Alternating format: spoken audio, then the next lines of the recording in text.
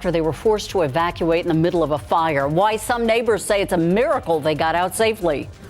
And we have the latest on that condo collapse in Florida. Why officials are now urging people in another high-rise to evacuate.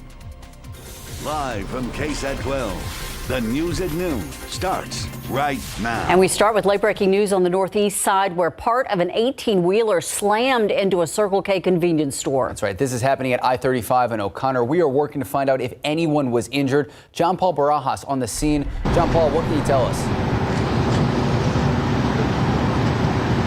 Good afternoon, guys. We're on the corner of I-35 in O'Connor where this 18-wheeler just barreled into the Circle K Shell station. We believe it happened around 10:30 this morning. There's about 8, maybe 10 fire trucks all stationed out here. We still don't have a lot of information. We have heard that luckily there hasn't been any injuries. I spoke to one of the workers who was inside the store at the time that this was coming in, and she said that they actually saw it coming. So you can only imagine how terrified they were as they saw this 18-wheeler barreling through or coming towards them. They said they just hunkered down behind the front desk as much as possible and got out of there. They believe that there's nobody injured. We also have been told that this 18-wheeler might have been carrying asphalt. So there's a huge mess inside. This scene, I know we were just giving you that video right there. Crews have been trying to cut through the truck to pull it out. This is probably going to be a long process. We're still waiting to get more details on exactly how this happened. The employees believe that the truck's brakes actually went out, and that's what has led to it crashing into the truck. But they said this isn't the first time something like this has happened. Obviously, the first time it's crashed into the building, but they said just a couple weeks ago, another 18-wheeler ran into pump 14 and they had it replaced. So this wasn't unusual to them, but definitely the worst experience they've had so far. We're hoping to hear from fire officials or police here in a few minutes. As soon as we do, we'll get you more information on exactly what they know and can confirm to us at this time. For now, we'll toss it back to you guys. All right, John Paul Barajas, thank you so much. We'll have updates as new information comes in. We also have new details this noon after a shocking discovery on the city's northwest side ends with a man's death and an investigation into how it happened. That's right. San Antonio police found the man behind a bus stop in the 6100 block of Ingram Rd, not too far from Callahan. Stephen Cavazos has the questions now mounting. One man is dead, no suspects identified, and right now San Antonio police have little to go on, but the search for answers into his death is just starting. It was just after 2 this morning when police received a call about a possible shooting in the area. When they arrived, that's when they found the man laying on his back on a grassy hill behind a bus stop across the street from an apartment complex. The man, who is believed to be in his early 20s, was found with a life-threatening injury to his abdomen, but police have not told us what that injury is. He was rushed to University Hospital, where he later died. Police were not too far from the location, but did not hear any gunshots prior to that discovery. Now, that man did lose consciousness when police arrived on the scene, so he was not able to provide them a whole lot of information. The Bexar County Medical Examiner has not released that man's name at this time. Of course, we will continue to follow this story both on air and online at KSAT.com. Stephen Cavazos, KSAT 12 News. Thank you, Stephen. It has been 2 years since someone shot and killed a man on the city's west side. Police, though, still working to find out who is responsible. Now Crime Stoppers offering a sizable reward for any information that can help to lead to an arrest. Here's what we know about the case right now. Police say they found 18-year-old George Ramos at the intersection of Les Harrison and Calabria Road. Officers say he was shot multiple times, dead on the scene. Witnesses told police that a man got out of a white Ford Expedition and shot the victim. The suspect took off in a red vehicle. According to police, that suspect between 19 and 25 years old. We're actually going to toss it back to the scene of the vehicle crashing into the convenience store with John Paul Barajas. We are hearing from police right now. Let's take a listen. Control of the vehicle, and the rig and its contents slid from the access road into this building that we know now to be a Shell gas station. It's at the 11,000 block of O'Connor and I-35 North. We had 3 people transported. One of them was the driver, and he was transported with serious injury. Lots of injury to his arms as the vehicle turned on its side and skid into the building that you see behind me. The other 2, very minor injury. They were transported as mere precaution. All were adults. I cannot tell you the number of patrons that were inside the store at the time of the crash. Right now, the facility is closed for an undetermined period of time until repairs can be done, as there's a load of structural damage to the physical building. The CPS has made the location, Public Works. The gas is turned off. From a utility standpoint, gas from infrastructure, that has also been shut off. It's very well contained. There is no threat to the public, and that's what I have for you guys right now. So you said it's slid, like on the parking lot into the building. So part of the investigation will determine the mechanical. We have been listening to a spokesperson from the police department about this horrific crash happening at I-35 in O'Connor at a Circle K store. We're being told 3 people injured, a lot of structural damage. The police officer spokesperson saying it could have been worse, but it's pretty bad out there. We're going to continue to follow this story as we watch the details unfold over the day, as we find out why this 18-wheeler slammed into that Circle K just about an hour ago. Also, arson investigators taking a long look at a Northwest Side apartment building that was destroyed by fire overnight. It sent 8 families running from their homes in the 2500 block of Babcock with little more than the clothes they were wearing. Katrina Weber reports some say it was only a stroke of luck that saved them. Flames already had broken out of this building at the residences at Medical Apartments by the time San Antonio firefighters moved in. They got the call about the trouble in the 2500 block of Babcock just after midnight. The fire, which they say started on the ground floor, quickly spread to the attic, then into all 8 units here. Many people were sleeping at the time and got a frightening wake-up call. Firefighters say everyone made it out of this building safely on their own. According to some of the people here, though, they say it's a miracle that they did. They say they never heard any kind of smoke alarm or smoke detector going off. Once they were outside, some say they were left with nowhere to go. They spent the night in their cars or sitting on a curb. Can you tell us where the breakdown in communication was? Thank you. The apartment manager didn't want to talk about any of it. She referred us to her corporate office in Austin. At the apartments, an arson team spent hours looking for clues about the cause of the fire. One investigator early on stopped short of calling it suspicious, saying only that he couldn't rule out human involvement in the fire. Katrina Weber, KSAT 12 News. Also new at noon, the San Antonio Fire Department has some questions about a fire that erupted inside an empty house. Crews say they arrived in the 1400 block of Fulton Avenue when they saw heavy smoke. The fire appears to have started near the front door but did not spread to the rest of the house. No one lives there, and there are no utilities hooked up to the house. So investigators are trying to figure out how the flames started. Fire crews do say they found evidence inside the home that someone may have been staying there. Firefighters say it's a historic home and damages are estimated around $25,000. All right, taking a live look out at the Alamo City. We are in the midst of summer. We're starting to see some summer sprinkles in and around San Antonio. Yeah, more like summer downpours, Max.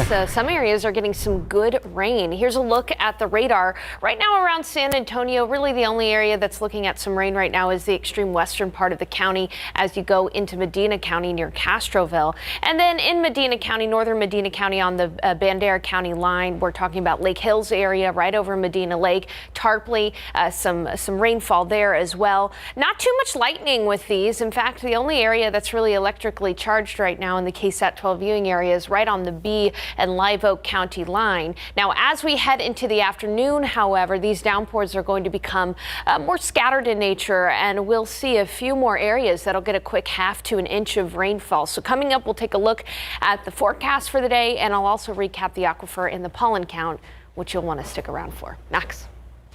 Thank you, Sarah. Now to the latest on that condo collapse in Florida. Workers holding out hope for survivors as they continue to dig through the rubble over there on Surfside. Meanwhile, crews are investigating the cause behind the collapse. And as ABC's Morgan Norwood reports, there are now concerns about another very similar building.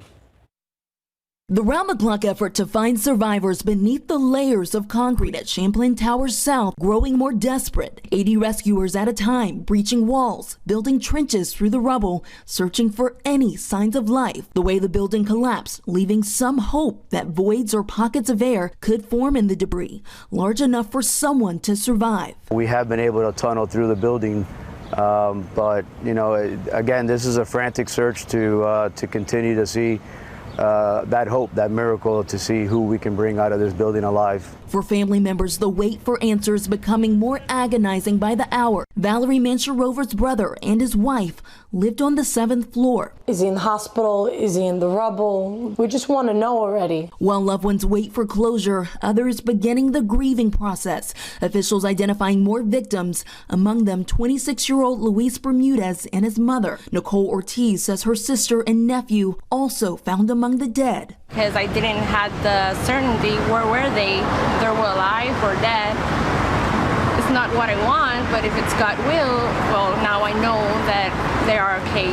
As the search strengthens, growing concerns over that 2018 structural report released by the town of Surfside, finding an estimated $9.1 million in repairs were needed due to major structural damage to the concrete below the pole deck of the building, including failed waterproofing. An engineering firm behind the report telling the Washington Post nothing in that 2018 survey, quote, raised a red flag, but the investigation into the collapse could uncover a perfect storm of failures.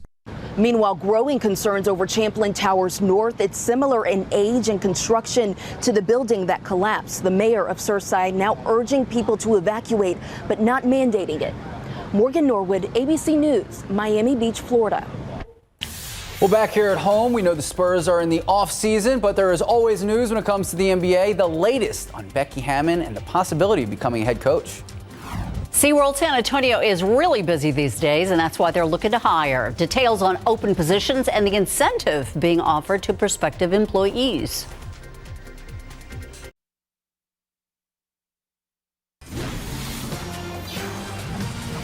Guys, meet Salsa, 18 years old, one of the big attractions here at SeaWorld. Joined here with Todd. So Todd, what do you guys have going on this summer? Oh, we've got lots of things going. We're doing our shows. Salsa's taking some swims, cooling off. He's a big star of our Sea Lion High show. We've got babies. It is baby season. It's open to the public. You can come see the babies. You can watch them grow over the summer. It's a great repeat trip. Salsa, you're excited? You are. Tell them who it is. There it is, folks. Now you know the lineup. And for those that didn't get it, we got Vanilla Ice coming. What do we think of the Vanilla Ice show? So tons of fun. And it's all free. Free with park admission. And on top of all the excitement, especially here with Salsa, they also have hundreds and hundreds of job opportunities. We're hiring for all kinds of positions out here, both full-time and part-time positions. Our lifeguard positions offer a $1,000 bonus if you work through the season all the way to Labor Day. And then our food and beverage, we just added that on as a step-up bonus through the season also for $1,000. But many other positions are offering $200 bonuses. And here at SeaWorld, they have job opportunities for a variety of people. Whether they're students, teachers, retirees, or somebody looking for something year-round, because we're open year-round. I gotta say, that looks refreshing. It was nice. Salsa was a great live shot, good live interview, and he was smiling, so big win. May I make a suggestion? Go for it. When it gets hot like it was, well, it kind of is. Yeah, 84, it's no joke. Go to the Penguin House. I gotta get my tuxedo cool t-shirt. down, right? That's a great story in the summertime. Yes, it is. Because it's always snowing at SeaWorld. It is, but today we'll see some areas of rain. Yesterday, spotty showers and storms. The aquifer is actually up 1/10 of a foot over the past 24 hours, but unfortunately, the added rain has also increased the pollen count. Molds are high today, past 1,500. An updated look at radar as storms will become more scattered in the afternoon, coming up in a bit. Well, welcome back and happy Monday. A lot of people out and about this weekend. You said you had a polo match. Yes, and we were really happy that as soon as we got off the field, the rain began in Selma, and it just was lovely. You know what? You bring up a good point there, Ursula, because some people got some good rain yesterday while others missed out completely. The airport only got 1/100th of an inch of rainfall, but near JBSA Randolph, a full inch of rain. So really, really nice rainfall with some of these downpours. So if you get a downpour, you could get a quick 1/2 inch to 1 inch of rainfall. There's no lightning with these yet, but as we head into the afternoon, that could change. One shower over Medina Lake, which we know is very low right now. Tarpley seeing some moderate rain. Rio Medina seeing some moderate rain as well. And then in parts of Wilson County, right along 87 there. You can see near Stockdale, near Sutherland Springs, and also near Lavernia, some moderate rain. Starting to move into Guadalupe County, just to the south of Seguin. And a wider view here, you can see where the lightning is. The lightning is occurring with a storm that's in Bee County and in Live Oak County. A few flashes of lightning here, as you can see on the radar. And elsewhere off to the west, in some of our western counties, we've got some moderate rain near Pearsall, near Cotulla, and also pushing into Kenny County at the moment. So it's fairly quiet around Bexar County, but that is going to change as we head into the afternoon, as we see these push to the north and to the west. Meanwhile, at the airport right now, here's what it looks like outside. Temperatures are starting to warm up, but just enough cloud cover to help keep our temperatures down a little bit. It's 84 degrees, but with a high dew point in the 70s, it feels like 90 out there. Even though the temperatures are going to be down in the next couple of days, the humidity is still going to be high, so it's not necessarily going to be comfortable outside. A lot more cloud cover out near Gonzales and Cuero, where we have some more of those convective systems moving through, and meanwhile, plenty of sunshine elsewhere. As I mentioned, temperatures are on the rise. It's 88 degrees in Pleasanton, 86 in Uvalde, 81 though in Del Rio, so a little bit cooler in Del Rio than in San Antonio this afternoon, 84 in New Braunfels, and 83 in Kerrville. So the reason for the rain is this upper level low that was a tropical wave in the Gulf of Mexico, and it's going to continue to move to the west, and we'll continue to have rain chances through Wednesday and even into the weekend. It's possible as well. But while Texas is enjoying the cooler weather, at least relatively so, and the rainfall, it's a completely different weather pattern across the Pacific Northwest and parts of Canada. This is very impressive. Some scientists are calling it a 1 in 1,000 year event. Record-shattering heat of 113 degrees, 116 recorded yesterday in parts of Canada, their all-time high temperature ever recorded, and excessive heat warnings stretch all the way up to the Arctic Circle. Wow, massive heat event. I'll have more on that at 6 tonight. Meanwhile, again, our low pressure system going to keep rain chances in the forecast through the afternoon today. Once we see the sun set at around 8:35, our rain chances will go down before they pick back up again tomorrow in the afternoon. Tomorrow morning, 73, mostly cloudy, a couple of sprinkles here and there. And then once again in the afternoon, a high temperature of about 87, scattered showers and storms, 40% chance for rain before we see that taper off by the evening hours. And then on Wednesday, isolated, more isolated in nature. A few isolated showers Thursday and Friday, but if you do get a downpour today, tomorrow, and through the rest of the week, a quick 1 inch of rain is possible. No severe weather. We're not concerned about severe weather, but you could see some lightning strikes. 40% chance at 2, at 5, and then we'll see that taper off as the sun starts to set. East winds at 5 to 10 miles per hour, and as I mentioned, tomorrow a very similar forecast to today.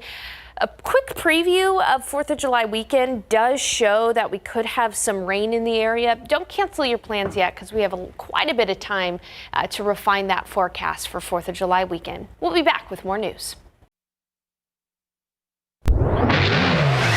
Go Spurs, go! Silver and black in their offseason, but don't worry, we have big news today. Becky Hammon looking like this year she's going to miss out on becoming the first female head coach in the history of NBA. Like I said, for at least now. So the NBA, the Portland Trail Blazers, appearing like they are choosing Chauncey Billups over Becky for their head coach position. Becky became a finalist for the job. She was said to be favored by the team owner, Jody Allen. But in the end, the job went to Chauncey Billups, an assistant head coach for the LA Clippers, who are on the verge of elimination in the NBA playoffs. Remember, Chauncey was the 2004 NBA Finals MVP. Remember that Detroit Pistons team.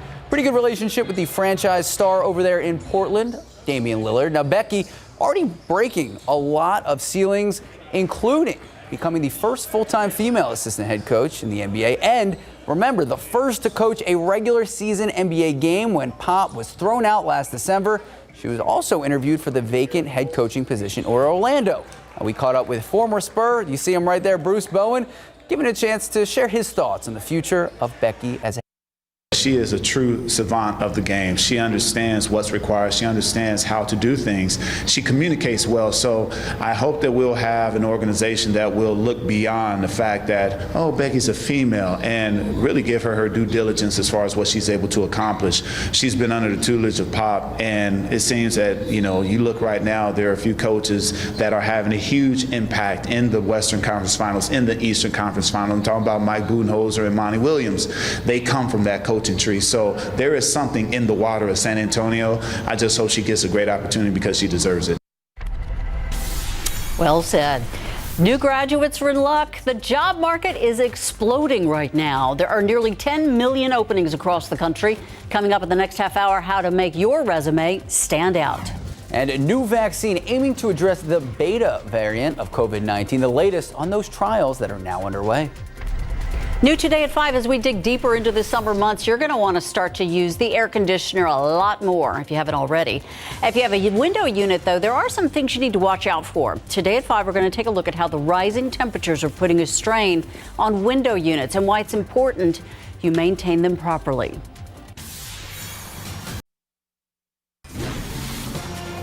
We want to go back to that late-breaking news on the northeast side we had at the top of the show, where part of an 18-wheeler slammed into a Circle K convenience store. That's right. John Paul Barajas live at the scene. This is I-35 in O'Connor. So, John Paul, what have you learned?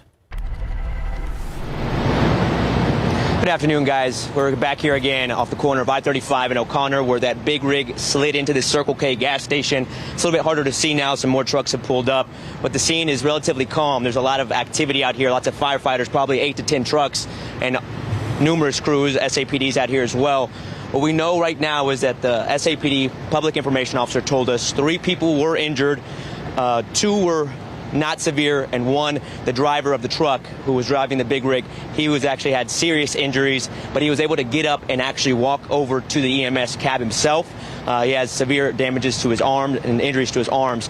We're still trying to see more information on them, but right now the investigation found out, a preliminary investigation found out, that they believe it was mechanical failure in the truck. Apparently the driver told them he was exiting the freeway, the expressway here, and he tried to hit the brakes and it didn't happen.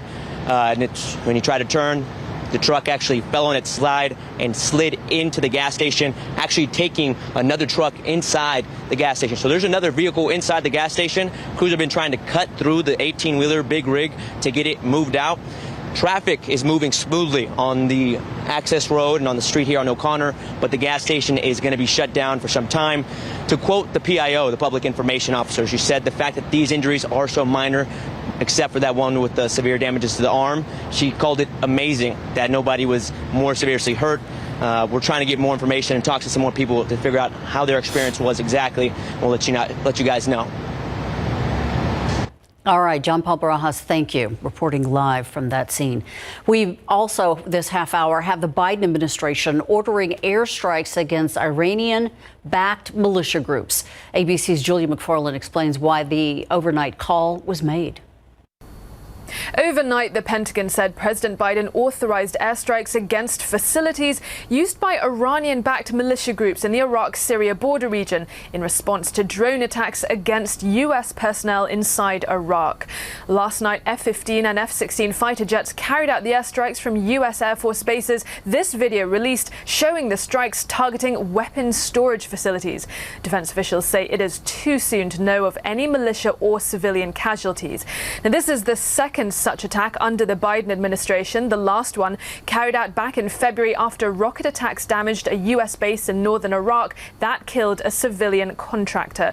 Well, the Pentagon spokesperson saying the U.S. was seeking to make clear to Iran and Iran-backed militia groups that there will be serious consequences if they continue to attack or arm, fund and train militia groups that attack our people. Remember, this is all coming at a time when world powers are in talks with the Iranians in Europe, discussing ways to restart the 2015 nuclear deal. Julia McFarland, ABC News, London. AstraZeneca starting vaccinating participants in a trial of a COVID-19 variant vaccine. Now, this vaccine is specially designed to protect against the beta variant of the virus, first identified in South Africa. Test participants, both unvaccinated and vaccinated. Now, for the unvaccinated group, the new shot replaces the usual second dose in a normal vaccination schedule. For vaccinated individuals, it's given as a 2-shot series with 12 weeks between the doses. Reminder, no AstraZeneca COVID vaccine has even been approved for emergency use here in the United States.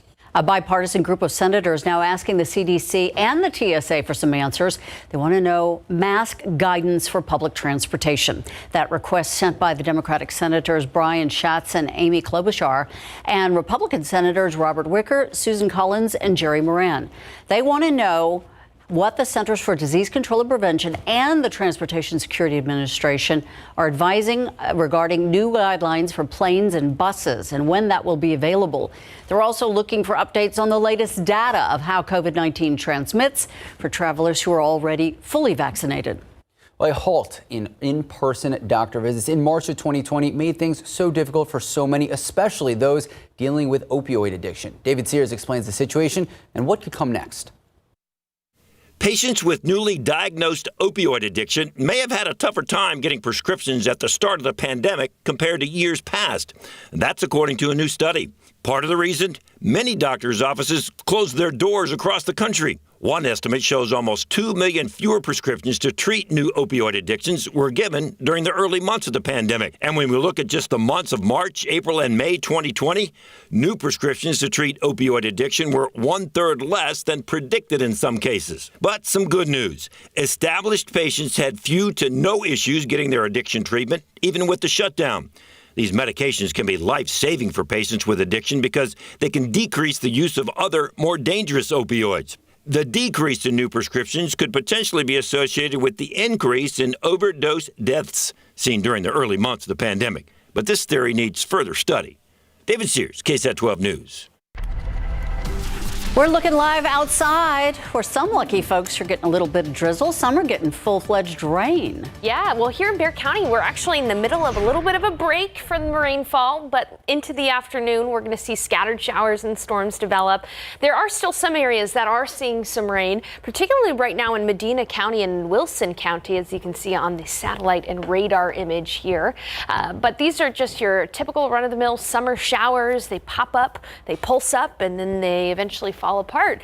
We really are not expecting any kind of severe weather, but there could be a few lightning strikes. A wider view here, a little bit of lightning for areas in Atascosa County and in Bee County. Here's what's coming our way in the afternoon. Not everybody is going to see rain today, but those that do could get a quick 1/2 to 1 inch of rainfall. Now, the extra cloud cover is helping to keep temperatures down a little bit. It's 84 in New Braunfels, 85 in Hondo, 83 in Kerrville, and 86 in Uvalde. There's a potential that temperatures could get about 5 degrees warmer as we head into the peak heating of the afternoon, for a high temperature likely in the upper 80s around San Antonio. So for the rest of the day, 85 at 2, 87 at 5 p.m., and a 40% chance for scattered showers and storms. Once we see the sun set after 8:30, our rain chances are going to temporarily turn off before we see pretty much a repeat forecast for tomorrow of today's weather. Now, coming up, I will have a look at the tropics. There's been some breaking news from this morning about a tropical depression which has formed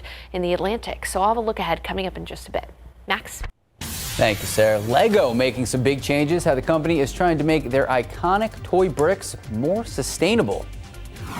There was no doubt that it would be the weekend's #1 movie. Only how much money would it make? We're going to take a look at the top box office 5 and how much money they did make. Still ahead in the spotlight. And the first big cruise ship in 15 months setting sail from Fort Lauderdale. How the company made accommodations to vaccinated and unvaccinated people and made it safe.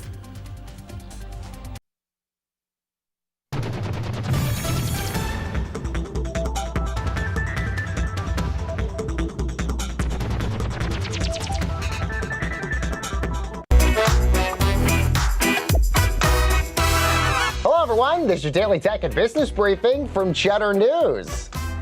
Mobile World Congress making its return to Barcelona today. The annual telecom industry was one of the first events canceled last February due to the pandemic. MWC Barcelona, the first big tech conference in Europe since the pandemic began, and will run through July the 1st. Meanwhile, the first Apple TV Plus subscribers will see their free trials finally end after 21 months starting in July. Apple initially gifted anybody who bought an Apple product one free year of Apple TV Plus and added 2 extensions of the trial during the pandemic.